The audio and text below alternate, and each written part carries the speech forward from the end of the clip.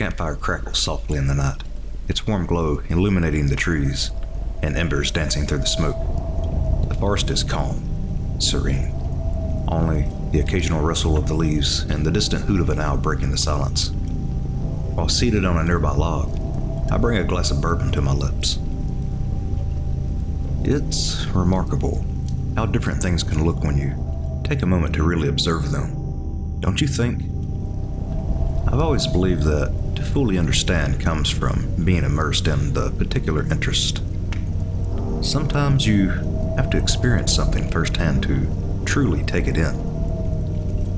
Have you ever thought about how our senses shape our perception of the world? It's honestly intriguing how the human mind is so complex, and more often than not, we humor ourselves thinking we're in control.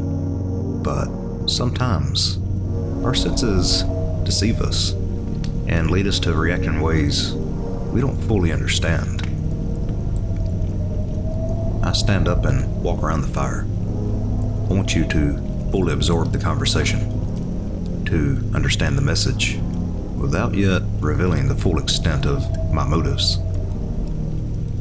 It's amazing how things sometimes work out perfectly.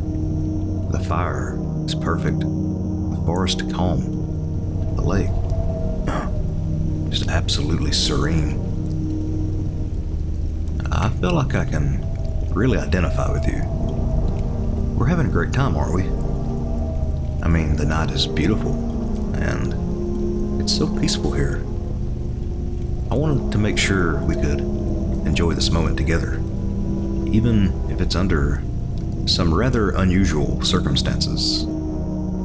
It's fascinating, really, how sometimes everything can align so perfectly, and then you realize that the harmony is part of something much larger.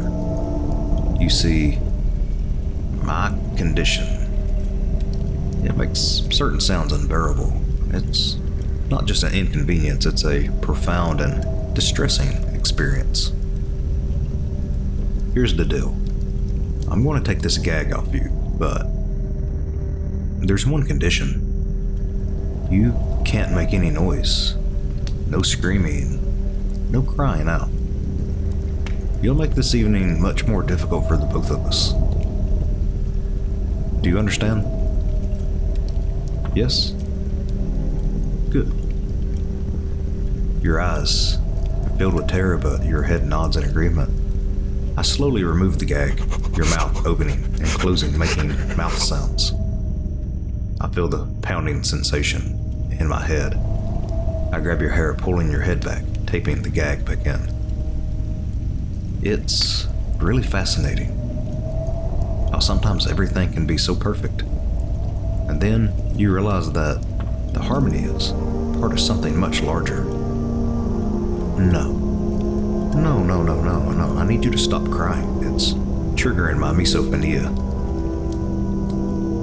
Tonight, we're experiencing something special. The setting, the conversation, it's all been carefully orchestrated. You're different than the others. And as we reach the climax of our evening, I want you to appreciate the completeness of this moment. Your eagerness to listen, despite our unusual circumstances, has really moved me. I set my glass down and walk to a nearby area and pull back bushes, revealing a series of graves. My shovel stuck in the mound of dirt of the freshly dug grave. I need you to understand something. This isn't personal. This is part of a longer journey to find peace from these triggers that have ate me alive for so long. Your role in this matter has been most crucial to me. I want you to understand the subliminal message of this evening, the beauty of the night, the calmness of the fire, the way the moonlight reflects off the lake. This final act is not only a conclusion, but also it's a resolution. I gently lift you from the chair. Your eyes filled with a mixture of fear and resignation. Your earlier pleas, now a desperate, muted gaze. I guide you towards the edge of the grave, the firelight casting long, eerie shadows. As I lower you into the grave, your fear is evident in a silent struggle. The crackling of the fire contrasts sharply with the gravity of the moment. I carefully cover the hole, the night's silence, now an almost tangible presence. With the final act complete, I step back and take in the forest.